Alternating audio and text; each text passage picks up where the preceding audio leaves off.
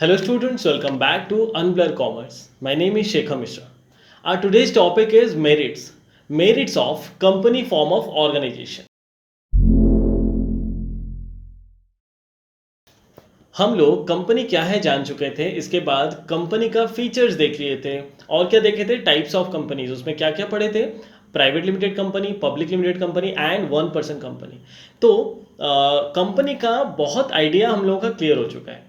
अभी हम लोग देखेंगे कि हम लोग कंपनी करें तो क्यों करें, हमें क्या क्या फ़ायदे होते हैं कंपनी करने से, कंपनी का मेरिट्स क्या होता है, ये हमारा आज का टॉपिक है। कंपनी में सबसे पहला मेरिट और बहुत ही बड़ा मेरिट क्या होता है आप लोगों को पता है, लिमिटेड लाइबिलिटी, जो मैं पहले से ही आप लोगों को बता के आ रहा था। जैसे कि मैं पहले से आप लोगों को बोल चुका हूं कि सोल ट्रेडिंग एंड पार्टनरशिप में अनलिमिटेड लाइबिलिटी का कॉन्सेप्ट चलता है। तो क्या होता है, जब कंपनी डूबता है तब ओनर लोगों को बहुत सारा पैसा, जब वो लोन लाइबिलिटी लेते हैं ना लोगों से, तो ओनर लोगों को वो पैसा चुकाना पड़ता है। चाहे वो बिजनेस का प्रॉपर्टी सेल करके हो या फिर अपना घर का प्रॉपर्टी, अपना पर्सनल प्रॉपर्टी सेल करके हो, वो लोग पैसा चुकाते हैं। ये होता है अनलिमिटेड लाइबिलिटी का कॉन्सेप्ट। लेकिन कंपनी में लिमिटेड लाइबिलिटी चलता है। मतलब हम लोग हो गए शेयर होल्डर्स, हम शेयर होल्डर्स हो जाते हैं ओनर, ठीक है ना। तो जब कंपनी डूबता है तब हम लोगों को पैसा देना चाहिए, लेकिन हम लोग कितना पैसा देते हैं, ऐसा नहीं ना कि जब तक लाइबिलिटी सेटिस्फाई नहीं होता है तब तक पैसा दो, नहीं, हम लोग उतना पैसा नहीं देते हैं। हम लोग कितना देते हैं, मान लो कि हम लोग 100 रुपये का शेयर लिए हैं और कंपनी कभी भी 100 रुपये के शेयर के लिए 100 रुपीज़ हमसे नहीं मांगता है। हमसे वो 80 रुपये मांग के रखेगा और बोलेगा 80 रुपीज़ अभी दो, जब मैं मांगूंगा या फिर जब कंपनी डूबने के सिचुएशंस पे आ जाएगा तब मैं मांग लूंगा आपसे वो 20 रुपये।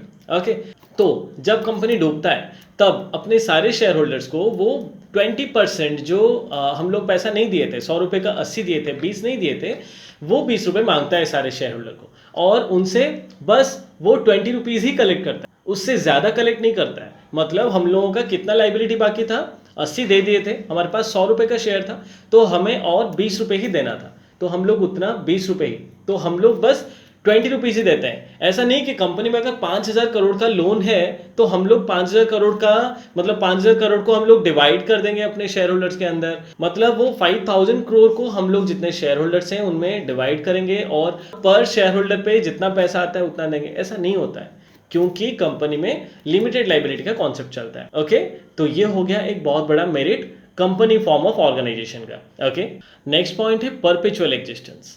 मैं ये वाला पॉइंट भी आप लोगों को पहले से समझा चुका हूँ कि परपेचुअल एग्जिस्टेंस मतलब कंपनी खाली अपने मेंबर लोगों के ऊपर डिपेंडेंट नहीं होता है। मेंबर लोग अगर आज है, कल को छोड़ दिए सारे मेंबर, तो कंपनी नहीं डूबता है। कंपनी क्रिएटेड अंडर लॉ, तो वो खाली लॉ के द्वारा ही बंद हो सकता है। इसलिए मेंबर्स चाहे हो या ना हो, शेयर होल्डर्स हो या ना हो, आज जो भी शेयर होल्डर्स हैं, कल को वो कोई भी शेयर होल्डर्स ना हो तब भी कंपनी नहीं मरता है, तब भी कंपनी चलता रहता है। इसलिए कंपनी के कंटिन्यूटी को मेंबर्स लोग, शेयर होल्डर्स लोग हैम्पर नहीं कर पाते हैं। इसलिए ये वाला पॉइंट यहाँ पे बोला गया है कि परपेचुअल एग्जिस्टेंस। अभी आप लोग बोलेंगे कि इसमें फ़ायदा क्या है। देखो, परपेचुअल एग्जिस्टेंस का बहुत सारे फ़ायदे हैं। वैसे अगर बोला जाए, कंपनी अगर कंटिन्यू रहा तो वो शेयर होल्डर के लिए भी बहुत फ़ायदेमंद है और सोसाइटी के लिए भी फ़ायदेमंद है। शेयर होल्डर कैसे, अगर कुछ ऐसा हुआ कि सारे शेयर होल्डर्स मर गए लेकिन कंपनी जिंदा है, शेयर होल्डिंग उन लोगों का जिंदा है, इसलिए कंपनी हर साल जितने बार भी वो अपना डिविडेंड, मतलब वो जो पैसा उनसे लिया है ना वो ओनर लोगों से, उनको वो रिटर्न तो करेगा, अपना प्रॉफिट का पार्ट वो उन लोगों को देता रहेगा, उन लोगों के घर वाले पैसे पाते रहेंगे। ओके, ये हो गया एक फायदा। और सोसाइटी के लिए बहुत फायदा होता है। क्या होता है सोसाइटी के लिए फायदा, जैसे कि सोसाइटी से बहुत सारे रिसोर्सेस लेके एक कंपनी बनता है। अगर कंपनी डूब जाए अचानक, इसके सारे शेयर होल्डर मर गए तो कंपनी डूब गया, तो सोचो कितना रिसोर्सेस लॉस हो गया, यहाँ पे कितना सारा एम्प्लॉयमेंट अपॉर्चुनिटी बर्बाद हो गया। सब लोग तो शेयर होल्डर्स नहीं है ना, बहुत सारे एम्प्लॉय भी हैं वहाँ पे कंपनी में। कंपनी डूब गया तो कितने सारे एम्प्लॉयज़ बेरोजगार बन जाते हैं। इसलिए अगर शेयर होल्डर्स या फिर मेंबर्स या फिर बोर्ड ऑफ डायरेक्टर्स वो लोग मर भी जाएं तो उस जगह पे नए बोर्ड ऑफ डायरेक्टर्स जगह ले लेंगे, नया मैनेजमेंट टीम जगह ले लेगा, लेकिन कंपनी नहीं डूबेगा, कंपनी चलता रहेगा। ओके, हमारा थर्ड पॉइंट बोलता है प्रोफेशनल मैनेजमेंट। प्रोफेशनल मैनेजमेंट का मतलब क्या हो गया?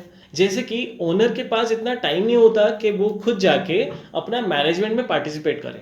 और कंपनी फॉर्म ऑफ ऑर्गेनाइजेशन में बहुत सारे ओनर हैं, जैसे कि बहुत सारे शेयर होल्डर्स हैं, और वो सब शेयर होल्डर्स तो आके मैनेजमेंट में पार्ट नहीं ले सकते ना। इसलिए वो लोग क्या करते हैं, कुछ लोगों को चुनते हैं जो लोग बोर्ड ऑफ डायरेक्टर्स बनते हैं, जो लोग मैनेजमेंट का पूरा भार संभालते हैं। ओके, यहाँ पे प्रोफेशनल मैनेजमेंट क्यों बोला गया? क्योंकि अगर ओनर खुद ही मैनेज कर रहा है तो हो सकता है उसके पास उतना कॉम्पिटेंट मैनेजमेंट का नॉलेज नहीं होगा।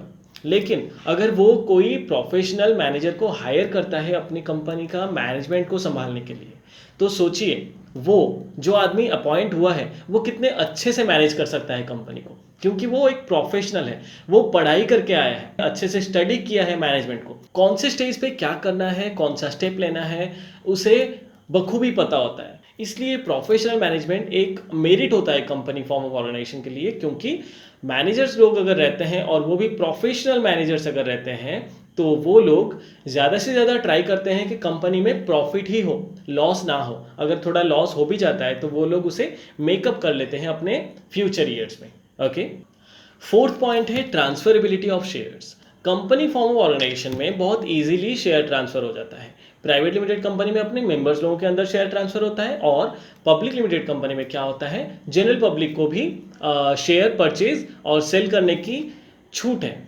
वो लोग इजीली सेल परचेज कर सकते हैं। आज के डेट में स्टॉक एक्सचेंज में जाके हम लोग इजीली शेयर परचेज कर सकते हैं, कोई भी शेयर चाहे तो सेल कर सकते हैं। अभी ऑनलाइन में भी हम लोग बैठ के इजीली बहुत ही कम टाइम में हम लोग शेयर को सेल कर देते हैं, फिर परचेज कर देते हैं। सेम टाइम में हमारा शेयर कोई दूसरा परचेज कर लेता है हमसे, ऐसा हो सकता है। ये बहुत ही बहुत कम टाइम में ये काम हो जा रहा है। तो शेयर ट्रांसफर अपने आप में ही एक मेरिट है, क्योंकि इजीली किसी का शेयर भी किसी के पास जा सकता है। और ये शेयर ट्रांसफर ऑनलाइन होने के बाद बहुत आसानी से काम हो जाता है, लोग सेल परचेज बहुत इजीली कर देते हैं। ओके, तो फिफ्थ पॉइंट है cope with changing business environment. तो कंपनी ये चेंजिंग बिजनेस एनवायरनमेंट में बहुत इजीली खुद को चेंज कर सकता है। सोल ट्रेडिंग पार्टनरशिप के जगह पे अगर हम लोग कंपनी करते हैं और कोई भी टेस्ट प्रेफरेंस या फिर फैशन चेंज हो गया मार्केट में, तो हम लोग इजीली चेंज हो सकते हैं। वो चीज़ को हम लोग अडॉप्ट कर सकते हैं, जो चीज़ चेंज हो गया, जो नया चीज़ आ रहा है उस पर हम लोग अडॉप्ट कर सकते हैं बहुत इजीली अगर हम लोग कंपनी कर रहे हैं। कैसे? हमारे पास एक तो पैसे बहुत हैं, क्योंकि पब्लिक बहुत सारे लोग मिलके हमें पैसा दिए हैं, इसलिए अगर कोई लॉस होता है तो हम लोग सबके ऊपर वो लॉस आ जाता है, तो लॉस का प्रेशर बहुत कम होता है पर पर्सन के हिसाब से।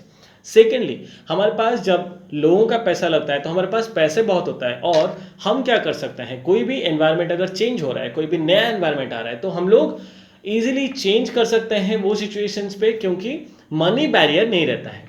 ओके, थर्ड पॉइंट है जब भी कोई डिमांड बदलता है, जब भी बहुत सारा डिमांड आता है या फिर कोई डिमांड चेंज होता है, कोई नया चीज़ नया प्रोडक्ट को लेके मार्केट में बहुत डिमांड होता है, उस जगह पे क्या होता है, हम लोग वो नया प्रोडक्ट भी चाहे तो बना सकते हैं। क्योंकि कोई एक आदमी जैसे सोल ट्रेडिंग जैसे तो हम लोग नहीं बना रहे हैं कि एक ही आदमी इन्वेस्ट कर रहा है और बहुत कम पैसा है हमारे पास, नहीं।